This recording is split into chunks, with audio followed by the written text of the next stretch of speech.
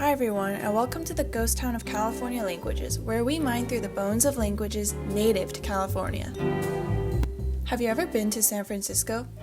Have you ever gotten to experience the breathtaking Golden Gate Bridge hovering over the icy cascading bay waters and leading to the infamous Alcatraz Island?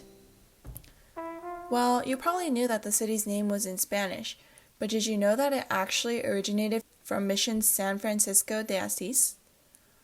The tribe that lived there were the Ohlone, who have been around for over 10,000 years.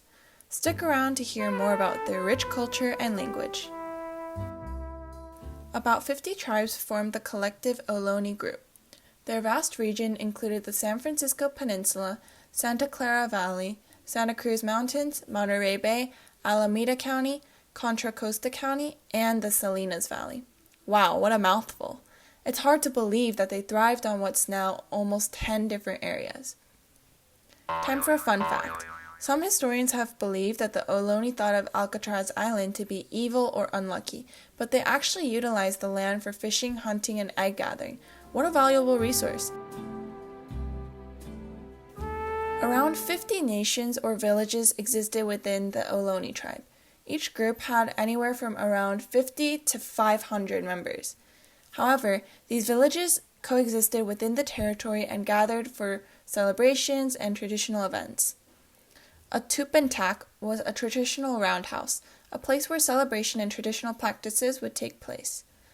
Shell mounds were traditional Ohlone burial sites. Both of these aspects are seen on the UC Berkeley campus to honor the Ohlone. Storytelling is also a central part of Ohlone culture. Folklore and legend revolved around the coyote trickster spirit, the eagle and hummingbird, and the falcon. One Ohlone creation story says that the previous world had ended and left everything submerged in water. The one thing that stood above it all was Pico Blanco, or Mount Diablo. This tends to differ within different Ohlone regions. Now let's dive into more about the Ohlone lifestyle. A subspecies of mule deer, called black-tailed deer, roamed the land of the Ohlone. These deer created tools like antler wedges or bone awls and also provided clothing for the natives.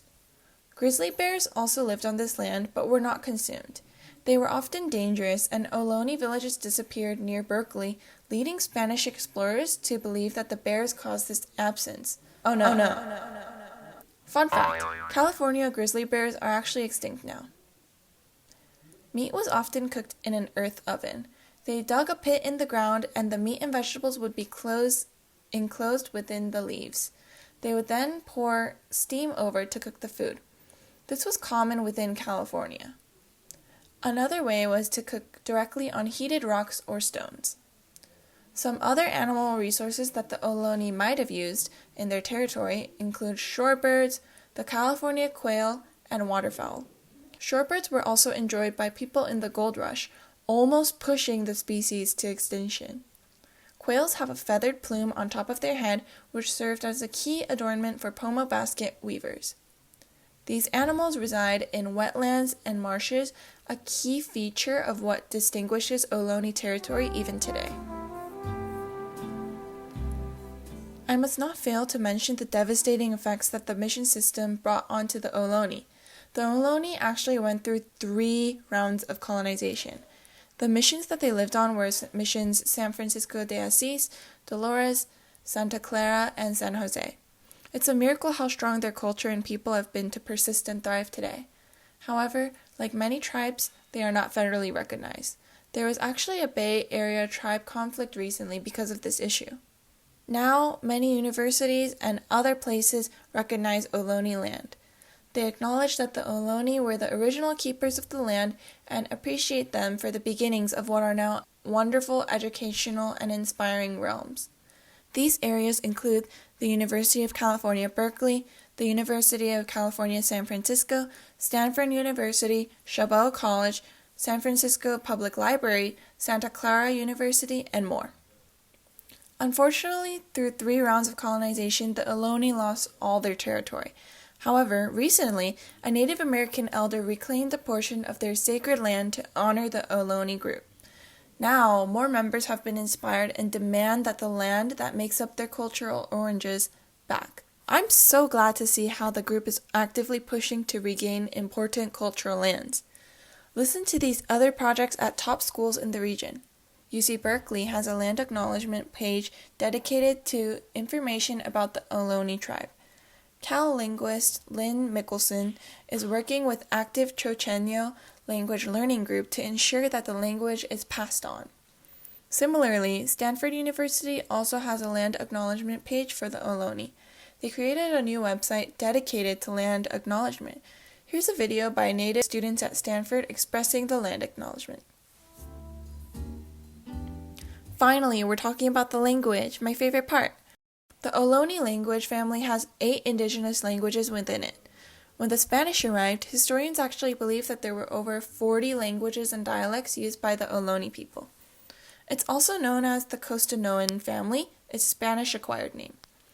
These are the 8 languages. These languages seem to have a certain degree of mutual intelligibility, meaning that they can understand each other to a certain extent. This sparks debate because some believe that these are 8 dialects, while others argue that they are distinct languages. Now the language has been transcribed phonetically into English. Due to human error, it might not be as accurate since it was first transcribed into Spanish and then English. This small language family is part of the larger Yushan language family, which consists of the neighboring Miwok languages as well. Unfortunately, the last speakers of these languages died somewhere around the 1950s. However, the good news is that 3 of these languages are in the revitalization process. This includes the Chochenyo language, which I mentioned earlier has an active learning group collaborating with a Berkeley linguist. Wow, that was a lot of information, and I'm so glad that I had the opportunity to learn more about the Ohlone tribe. I'm so glad to see how involved the community has been with revitalization efforts and cultural appreciation. Thank you so much for joining me today, and until next time, have a nice day, everyone.